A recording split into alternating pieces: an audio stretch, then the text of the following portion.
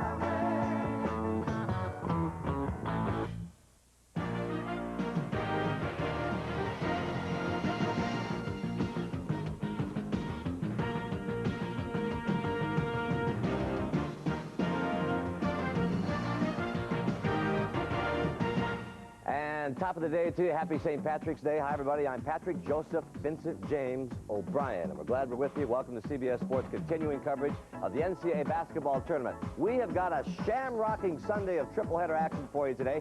8 teams will advance with hard work, determination, and maybe just a little help from the wee people. Everybody's lucky enough to see the 12-15 start of the East Region game between second seed Georgetown and the number 7 New Mexico Lobos. Now, the Lobos feel charmed with Charles Smith leading the way. The junior guard had 15 in New Mexico's win over Kansas State on Friday. The Lobos' first tournament win in 22 years. But the Hoyas have one fine fella in Othello, Harrington, that is, Georgetown center, who got his mates thinking about the pot of gold at the end of the rainbow. That would be a national championship. The top of the day also features the Southeast Region matchup between 7 seed Temple and number 2 Cincinnati. The Owls prey on opponents with the help of sophomore center Mark Jackson, who had 14 against Oklahoma on Thursday night. Now, in the spirit of St. Patty's Day, we'll split the country like a 4-leaf clover for our second block of games.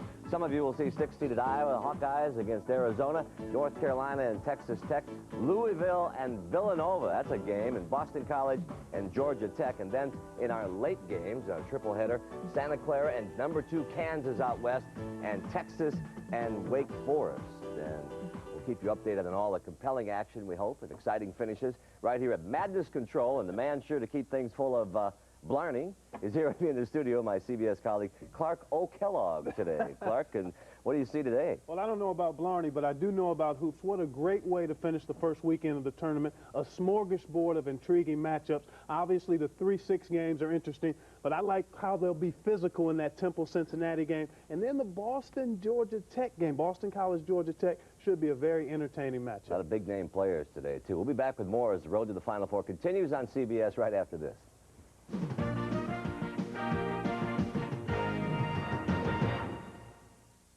Brian, along with Clark Kellogg. You know, for many basketball fans, the high point of the tournament thus far was Princeton's upset victory over UCLA. But the Tigers lost to Mississippi State last night, marking not only the end of the team's season, but the end of an era. Legendary head coach Pete Carrill has decided to bid farewell to the game he loves. Yesterday, for the last time, Pete Carrill walked off a basketball court as Princeton's coach. A coaching career that began 30 years ago ended with a swift loss to Mississippi State. It's a pleasure to coach against your team. They're a very well-coached basketball team, and I'm proud to say I got a chance to compete against you. Good luck. Thank you. After the game, after the walk, there was time to reflect with Andrea Joyce. Coach, I know now that you don't like to fill out. Tripped in his commitment to his players and to college basketball. And one of his many rewards was that delicious last-second tournament win against UCLA.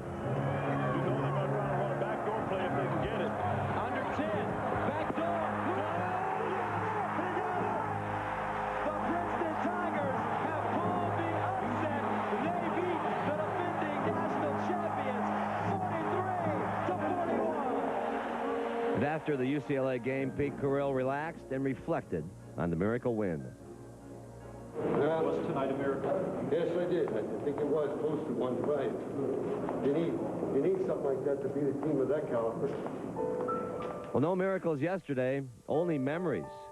Sweet memories. The Princeton Tigers have pulled the upset. They beat the defending national champions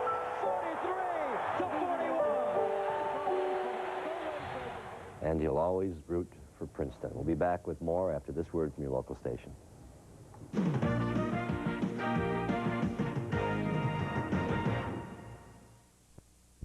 Well, it's game time in the East as they get ready out to Richmond Coliseum for the start of New Mexico, Georgetown. Everybody will see the start of that game, and then we'll get those of you slated to see the start of Temple, Cincinnati, down to Orlando for the 12:25 tip-off of that game. Here's wishing the luck of the Irish on all the teams.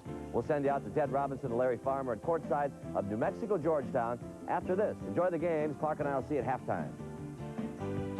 CBS Sports exclusive coverage of the NCAA Basketball Championship is sponsored by Oldsmobile, Old Dudes, Citgo, and by Hertz.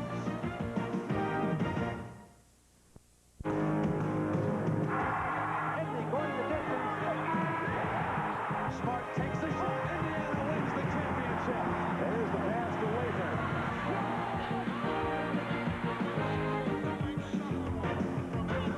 NCAA second round East Region action comes to you from the Richmond Coliseum in Richmond, Virginia, as the Lobos of New Mexico take on the Hoyas of Georgetown. We have two of college basketball's great programs here in Richmond. Georgetown and North Carolina trying to get to the Sweet 16.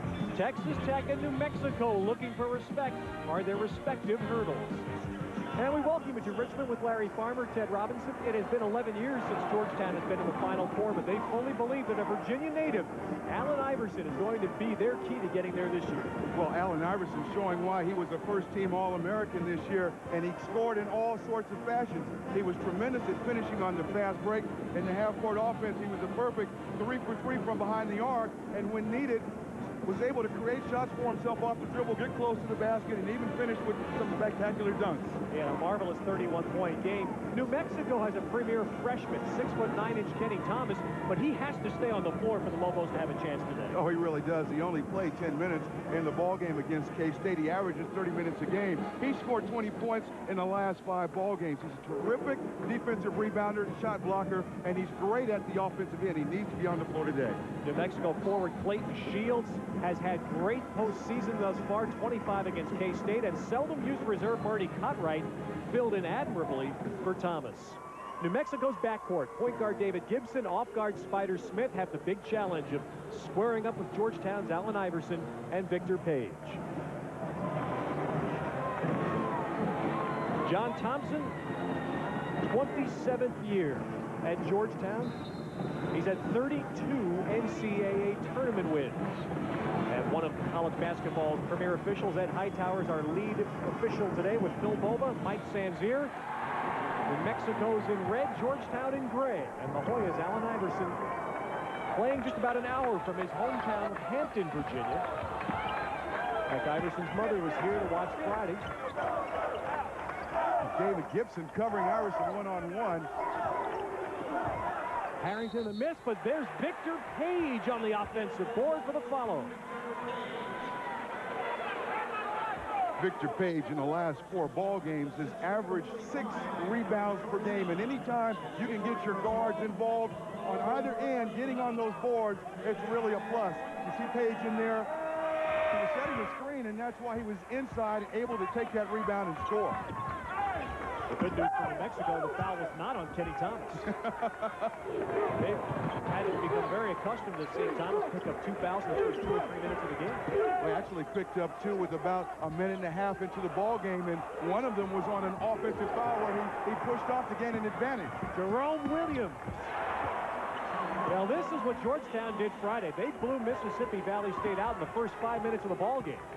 Well, they wear you down with the pressure, and the pressure will not only affect you physically, but mentally. They want to fatigue you mentally, force you into making poor decisions, and then beating you off those poor decisions. Harrington missing a rebounding Page's miss. And it's Iverson for three. Well, look at Harrington again. And this time, the foul on Clayton Shields of New Mexico. Well, you see good pressure right there applied to the ball, and Jerome Williams reading the eyes of the passer, just great anticipation and stepping in between the man he's guarding and that basketball, picking it off. And that's what you'll see Georgetown do, is apply good pressure to the ball. And already the Hoyas establishing themselves with offensive rebounding. And that pass from Iverson off Jerome Williams. And stolen by Spider Smith.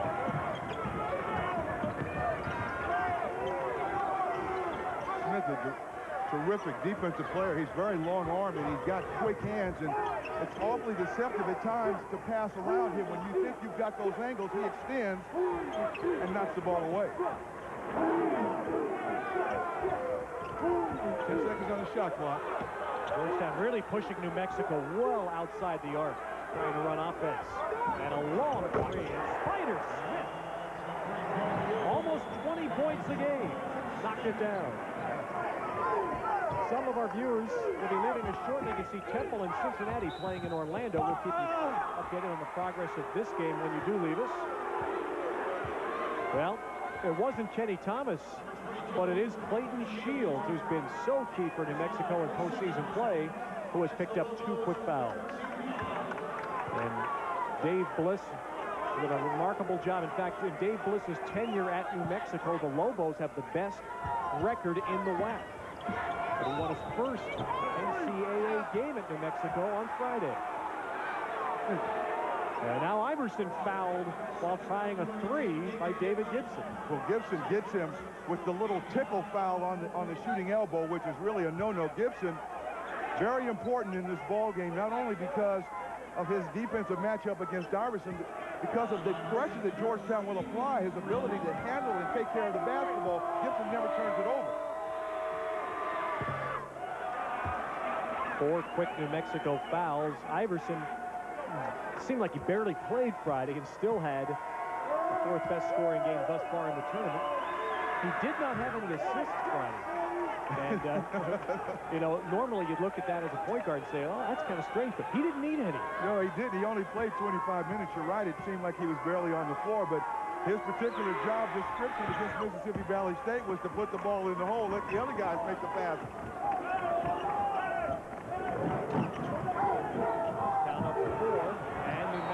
Throws it away. The second Lobos turnover. Coming into this ball game, David Gibson, who just had that turnover, had played 1,089 minutes. He'd only turned the ball over 55 times. That's 1 turnover every 19 minutes. He didn't score much, but he played more minutes than any New Mexico player this year. Shows you his importance. New Mexico going to a zone defense, and perhaps that's to protect their players from getting in early foul difficulty. They're able to rebound out of it. David Gibson up the floor. And that will be the key factor. Anytime you zone, you really open up your interior. First touch, first shot for Kenny Thomas. Talking about interior, and that's why Kenny Thomas is so important. He's got a wide body and the quickness and the athletic ability to play against a very physical and deep front line of the Hoyas. Oh, 2-point Georgetown lead, and Iverson now will go off to the weak side. Harrington looking for him, will drive instead. I thought it was interesting. John Thompson yesterday told us several times how important he thought it was for his team to get the ball to Othello. He's the senior. Smith answers for New Mexico. When you're getting the ball to Harrington, that means you're passing the ball into high percentage areas, either at that free throw line where he can be a distributor or in that low post area. He's an excellent passer. He's an excellent finisher. Page stripped driving the lane. And the Lobos run. It's Schornstein. Well, New Mexico weathered Georgetown's opening blitz. Nearly 4 minutes in, we're tied. Great fan support by New Mexico. A lot of Lobo fans made the long trip to Richmond. The proximity to Washington makes this a predominant Georgetown crowd. Here's Williams with the lay-in. And right now, whether it be man or zone, all 8 points that the Hoyas have scored have come on the inside. Now on the press, Williams called for the Georgetown foul. We're just over 4 minutes in. The Hoyas fight 2. Georgetown leading New Mexico by 6 with 9:07 to go in the first half. And Jerome Williams has led Georgetown's inside assault. Yeah, well, all 7 Georgetown baskets coming on the inside. New Mexico has missed its last 7 shots. Well, they're really going to force Gibson, and Gibson barely beat the 10 count, getting the ball across, and Georgetown's called for a foul. Victor Page picking up his second, and the 6th team foul. You don't want to attack the Georgetown pressure by having to dribble from one side of the court to the other. That will eventually wear Gibson down, and when he gets tired and he's not able to be alert, the spring in his legs, that's when you force the point guard into making those unnecessary turnovers. That press has to be broken quick, short, and sharp passes, and not dribbling. Larry, is this a real problem for New Mexico to be this far outside trying to run their offense? Well, not at the beginning of the possession, because you really force the defense of Georgetown to come out and guard you, because you have 3-point shooters. You force them to make long runs to get to each of the shooters. And the more spacing you can get on the perimeter, the easier it is to drive. I'll tell you, Victor Page, it's like the T-shirts, he has no fear. And he just took that ball right in the middle of New Mexico's defense. The MVP, Victor Page, of the Big East tournament, the first freshman to be so distinguished. Really, Thomas backs it in for New Mexico. Really a defining moment for Georgetown in the semifinals of the Big East tournament when Iverson had 4 fouls. He sat out 8 minutes of the second half. Victor Page had the best game of his freshman year. And it was the first time all year Georgetown really won a big game without Iverson. Walking on Harrington, and the Hoyas lead by 6. After day. Georgetown leads New Mexico 20-14. Pat O'Brien in New York, along with Clark Kellogg at halftime. We're going to send you down to Orlando. You'll see some of this game. Temple in maroon in Cincinnati. It's a 2-point game now, 14-12. Temple has knocked down back-to-back threes after missing 8 of their first 9, and that's going to be the key to the game, Pat. Both of these teams are physical. Cincinnati would like to play up-tempo a little more than Temple. Whoever shoots the best, I think, is going to come out on top in this one. Cincinnati has to like it so far. They've shot well against the matchup zone defense, leading only by 2 there after this little Temple run. And here's Temple now in the half court offensively. And again, when Temple makes perimeter shots, they're going to make you play ugly. There's no way around it. They're going to make you play ugly and force you to make perimeter shots, and that's going to be the key, I think, at both ends of the floor in this one. This is a game that they might want to play in the weight room, right? We're talking about physical nature of the game. Yeah, you've got some buff bodies on both sides of the ball in this one. Those guys are cut up, and you can tell they've spent a lot of time in that weight room over the summer. All right, let's see if they can bring it to 1-point game here. And they do. It's 14-13. Let's send you back to Richmond now. Georgetown in New Mexico. Larry Farmer and our man Ted Robinson. Georgetown's Allen Iverson is sitting with 3 fouls. He will likely stay there the rest of this half. And New Mexico, which is down early by 5, leads by 3. And New Mexico in a straight 2-3 zone. And a steal. David Gibson on the floor with 3 fouls for the Lobos. Their point guard. Got 3 minutes left to go in this first half. I wouldn't be surprised to see New Mexico stay in this zone, or if they do go man-to-man, certainly Tuamu's not the outside scoring threat or the penetrator that Iverson is. With all of the players that New Mexico has in foul trouble, Georgetown just keeps attacking the basket. They're getting there. They're getting good shots. And White cannot control the rebound. Now the player most likely to get into foul trouble has not. Kenny Thomas with just 1. Both teams' point guards have 3. And a bunch of other players have 2 in this first half. It's baseline move by Spider Smith. Anytime you see a player attack the baseline like that, you have to do that with good anticipation, quickness, and then good quick elevation. That's how you prevent getting your shot blocked, especially when you drive baseline against Georgetown.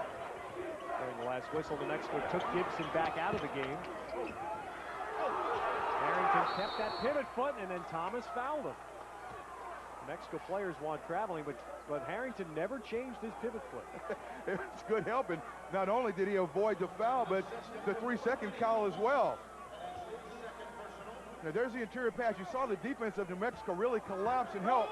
Here they come again. Now you've got 1, 2, 3 players in there on defense. If Kenny Thomas just gets his hand up, you get either a very difficult shot attempted by Harrington or a 3-second call. Pennzoil at the half, straight ahead with Pat O'Brien and Clark Kellogg and their carnations today. And all of the scores and highlights, a look in at the game going on in Orlando between Cincinnati and Temple, all coming up on Pennzoil at the half. Schornstein hits the three.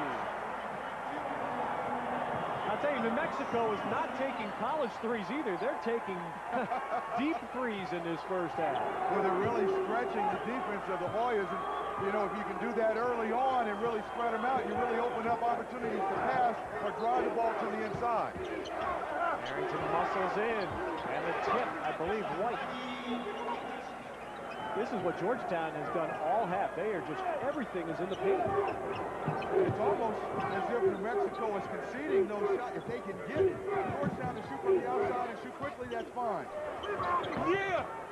Nick with a miss. Georgetown with a rebound. Push it. It's Jerome Williams handling, and he got bumped, and Clayton Shields picks up his third foul. Really not a smart foul in the open court by Clayton Shields. He's in a pretty good defensive position right there, and instead of dropping that right foot and staying between the dribble and the basket, he moves up and into him. That's a very easy call. But all 11 scores that Georgetown has made have been inside that 3-second area.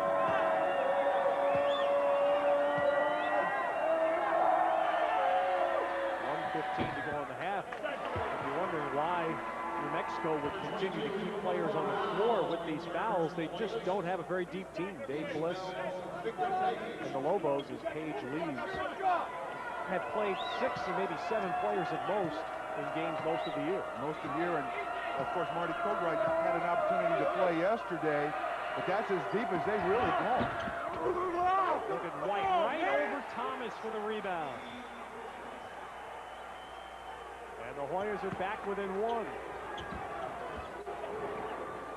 You really have expected that sort of play all along from the Hoyas. They're deeper, they're bigger, and they're more physical than New Mexico. Their real advantage is getting the ball on the inside or pounding that offensive board. The adjustment that New Mexico is going to have to make in their zone defense if they stay with that is they really got to concentrate and try and box out in the second half. Now Spider Smith knifed by a couple, but he couldn't get past Jahidi White. And that is a spike that a volleyball pro would be proud of. Well, Smith had to do so much work here off the dribble that when he finally goes up, you see he really doesn't explode. He extends those long arms, but certainly not enough of an angle or a height to get that ball over the oncoming Jahidi White. 12 to shoot for New Mexico in the last minute of the half. Tony hits a big 2. Tony had a truth or consequences New Mexico. No shot clock. And Georgetown. Looks like they will hold it for the last shot. Against the boxing 1 defense. Jerry Nichols in the game for Page. He's running the baseline. Nichols a good shooter. 5 seconds. Down to White. And his pass stolen by Spider Smith. So New Mexico will take a lead into the locker room. The 7th-seeded Lobos of New Mexico leading Georgetown by 3. Now to New York and Pat O'Brien. All right, Ted, Larry, we'll see you in a little bit. Pat O'Brien here in New York, along with Clark Kellogg. We'll get you up to date on everything in a moment. We want to get you down to Orlando, though. There's a minute 11 left before halftime there. Cincinnati leads Temple 31-28. Here's Sean McDonough. We tick down to 1 minute left in the first half. Cincinnati leads Temple by 3. It's tied again. Leonard Stewart knocks home a three-pointer. He has 7 points. And this game is tied. Leonard had the look of disbelief. He didn't think that one was going to go in. Didn't get enough air under it. Agreed. Underneath, Wilson fouled. He'll have a chance for 3. They have gotten away from any bounce to ecstasy, and so's my voice as well. Penetration. John Chaney's biggest fear, and Fortson able to take a hit and keep on ticking. What strength. Colin Cunningham, his 3rd. John Chaney's team has played most of this half without its leading scorer and rebounder, Mark Jackson. He got 2 quick fouls, and yet they made up an 8-point deficit early without Jackson. 22nd timeout called by Cincinnati, as the Bearcats have taken a 3-point lead with 39 seconds left in the half. Sean, you've got to present passing lanes somehow. Now, that one was rather liberal by Temple's standards, so you don't get the drop down people. You don't have the attention. You just see, I'm sure John Chaney's saying, hey, ball goes right, you get back into the passing lane. That's one of the few opportunities, but it's caused by creative use of the bounce. Winner of this game advances to Lexington, Kentucky next weekend in the Sweet 16. And the winner of this game would meet the winner of the game coming up next here in Orlando this afternoon between Boston College and Georgia Tech. That tip time approximately 2:43 Eastern. And when you think of that game, Boston College must control that uptick offense of Georgia Tech. Freewheeling, great passing team. And this one, Temple controlling tempo. Very important for them. 3 seconds difference between the game clock, which you see, and the shot clock now at 17. Contain the dribbler. That's the key. McGree may get some help, and then a kick shot for a jumper. Maybe Stewart on one wing. Shot clock down to 5. Stewart strong to the bucket, shut off by Gilson, and does it count? Yes. Good. Score the basket for Ivy. Good opportunity. Get to the glass. Nice penetration by Stewart. Came up empty. Offensive rebound, then a killer. Bob Huggins thought that last bucket came after the shot clock buzzer had sounded. Check the time here, Sean. Let's see. It's the horn. They beat it. That's the end of the first half. The score, Cincinnati 34, Temple 33. CBS Sports exclusive coverage of the NCAA Basketball Championship will continue after this message and a word from your local station.